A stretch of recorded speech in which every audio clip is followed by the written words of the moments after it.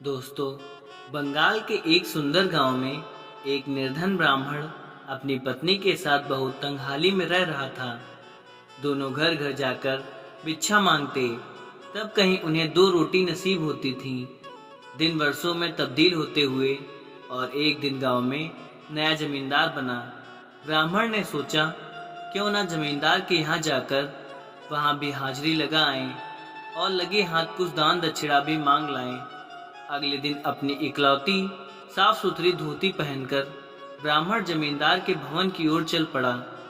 लेकिन उस समय जमींदार गांव के मामलों के बारे में जानकारी ले रहा था।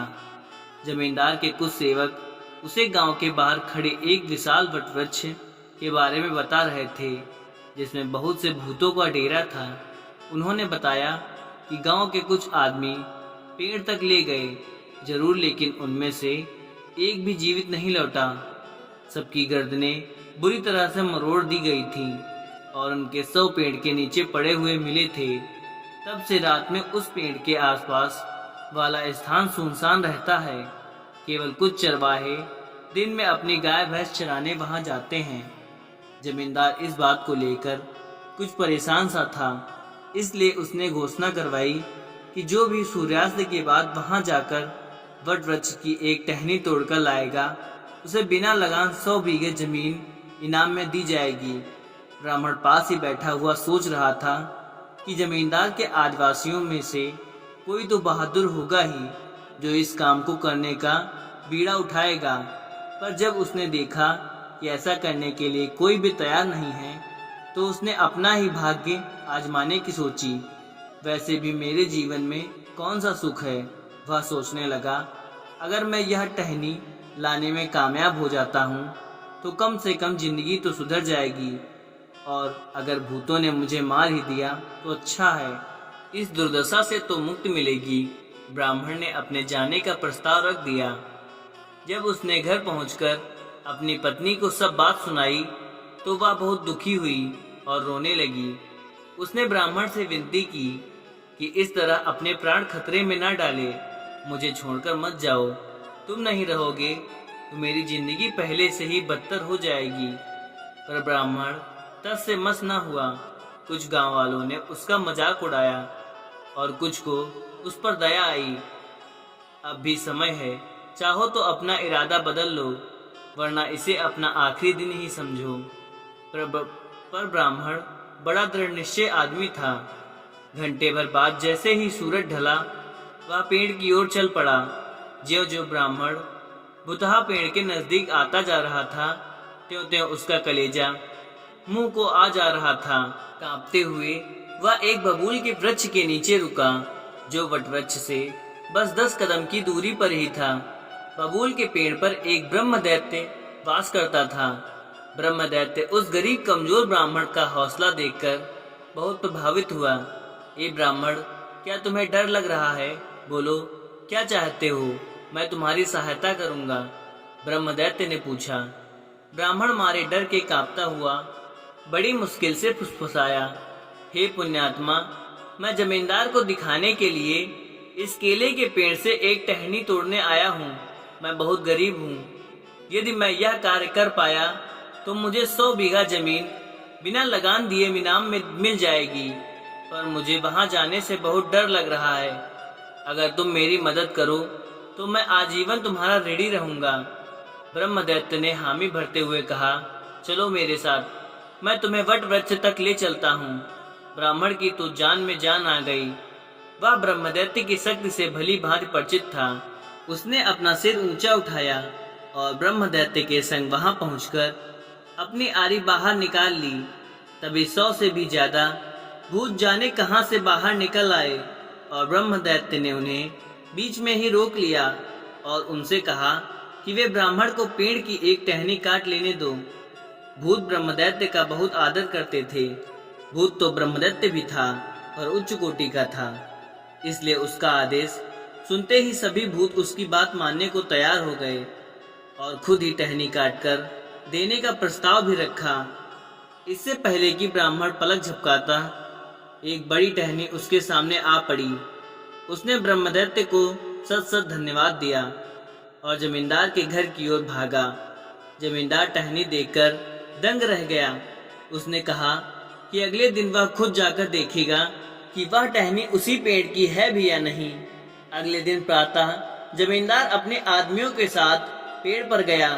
जब उन्होंने देखा कि टहनी सचमुच उसी भुतहे पेड़ की है तो उन लोगों को बड़ा आश्चर्य हुआ। जमींदार ने अपना वादा निभाया और उस निर्धन ब्राह्मण को बिना लगान 100 बीघा जमीन दे दी। ब्राह्मण को जो जमीन मिली थी उसमें धान की फसल काटने के लिए तैयार खड़ी थी, पर ब्राह्मण ना तो खेती बाड़ी ही जानता था और ना ही उसके पास कोई साधन था। एक बार फिर ब्रह्मदैत्य की शरण में गया।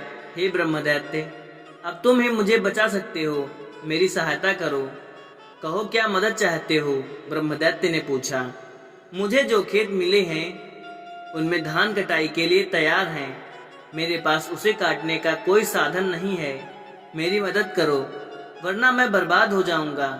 ब्राह्मण उस ब्रह्मदैत्य के आगे हाथ पैर जोड़ने लगा। दयालु ब्रह्मदैत्य उसे ढाढ़स देते हुए बोला, ब्राह्मण चिंता ना करो, मैं ना सिर्फ तुम्हारा धान कटवाऊंगा बल्कि उसे साफ करवाकर गोदाम में भरवा दूंगा और पुआल को इकट्ठा करवा दूंगा। तुम तो सिर्फ इतना करना कि 100 दरियातियां इकट्ठा करके रात को बकुल के पेड़ के नीचे रख देना और जिस जगह चावल की बोरियां और पुआल रखवाने हैं उस जगह को तैयार कर देना। ब्राह्मण बेचारा गरीब था और उसके मित्र भी कोई ज्यादा धनवान नहीं थे। अब वह यह सोचने लगा कि 100 दरियातियां कहाँ से आएंगी। ब्रह्मदैत्य ने उसकी यह मुश्किल भी आसान कर दी।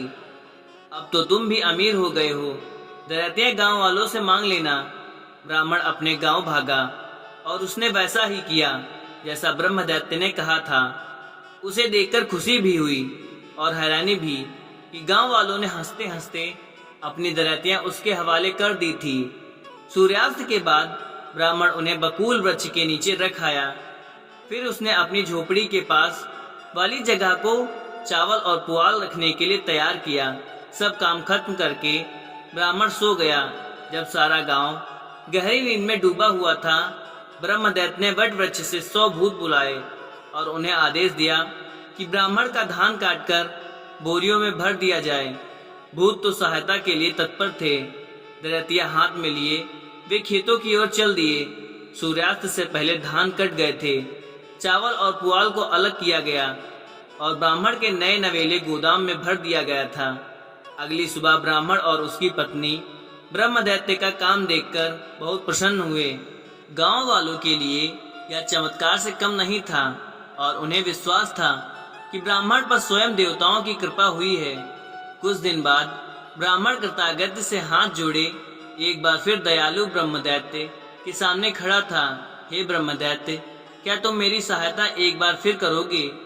मैं देवताओं को उनकी कृपा के लिए धन्यवाद देना चाहता हूँ और उसके लिए मुझे 1000 ब्राह्मणों को भोज पर बुलाना होगा।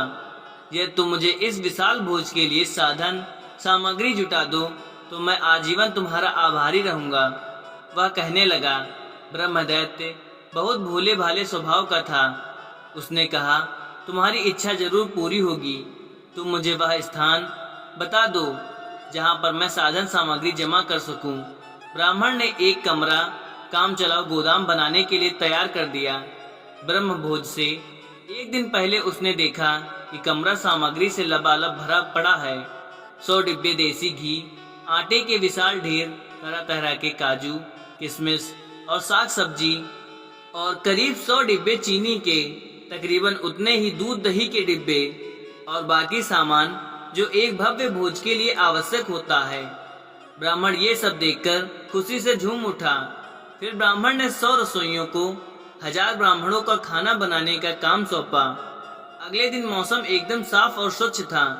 ब्राह्मण और उसकी पत्नी लगातार आते जा रहे ब्राह्मणों के स्वागत सत्कार में लगे थे। उसने खुद कुछ नहीं खाया था क्योंकि वह इस भोज का आनंद ब्रह्मदैत्य के साथ उठाना चाहता था। ब्रह्मदैत्य ने उसकी इतनी सहायता जो की थी, पर ब्राह्मण की यह इच्छा पूरी नहीं हुई। ब्रह्मदैत्य ने ब्राह्मण की सहायता करके धरती पर अपना समय पूरा कर लिया था। तभी धन के देवता कुबेर का पुष्पक विमान स्वर्ग लोक से नीचे आया और ब्रह्मदैत्य को अपनी प्रेत योनि से मुक्त कर दिया। ब्रह्म दैत्य ने स्थान पाकर बहुत प्रसन्न हुए। ब्राह्मण का जीवन भी खुशियों से भर गया। उसके कई पुत्र पुत्रियां और कई वर्षों तक वह उनके और अपने पौत्र पौत्रियों के साथ पृथ्वीलोक का आनंद लेता रहा। दोस्तों, अगर वीडियो अच्छी लगी हो तो एक लाइक शेयर जरूर करें। धन्यवाद।